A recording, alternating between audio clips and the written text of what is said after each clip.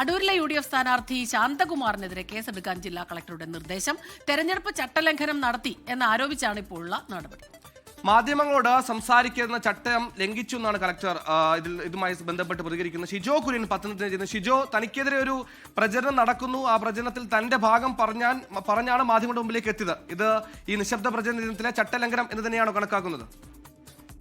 സുഹൈൽ, പരസ്യ പ്രചരണം അവസാനിച്ച് വോട്ടെടുപ്പ് കഴിയുന്നത് വരെയുള്ള 48 മണിക്കൂർ നിശബ്ദ പ്രചരണം മാത്രമേ നടത്താൻ കഴിയുകയുള്ളൂ.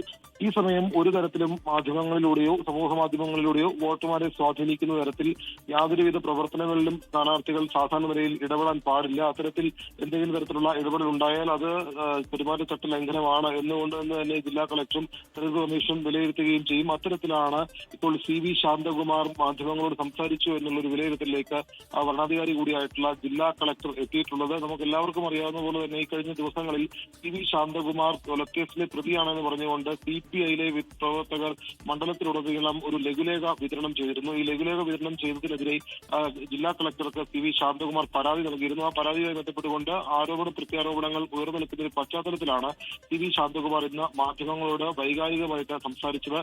കണ്ണു നിറഞ്ഞ പൊട്ടിക്കരഞ്ഞായിരുന്നു CV ശാന്തകുമാറിന്റെ പ്രതികരണം. അപ്പോൾ അത്തരത്തിൽ രാഷ്ട്രീയമായിട്ടുള്ള ആരോപണങ്ങൾ അദ്ദേഹം ഉന്നയിക്കുന്നുണ്ടായിരുന്നു. വികസനത്തിന് വേണ്ടിയാണ് താൻ വോട്ട് ചോദിക്കുന്നതെന്നൊക്കെ അദ്ദേഹം പറയുന്നുണ്ടായിരുന്നു. ഇത് പെരുമാറ്റച്ചട്ട ലംഘനമാണ്. അത് നിശബ്ദ പ്രചരണ സമയത്ത് ഇത്തരത്തിലുള്ള പ്രതികരണങ്ങൾ നടത്താൻ പാടില്ല എന്ന് കണ്ടുകൊണ്ടാണ് ഇപ്പോൾ CV ശാന്തകുമാറിനെതിരെ കേസെടുക്കാനായിട്ട് ജില്ലാ കളക്ടർ നിർദ്ദേശം നൽകിയിരിക്കുന്നത്. പ്രതികരണത്തിലെ സാങ്കേതികത്വം ഉയർത്തിയാണ് ഇപ്പോൾ കേസെടുത്തിരിക്കുന്നത്.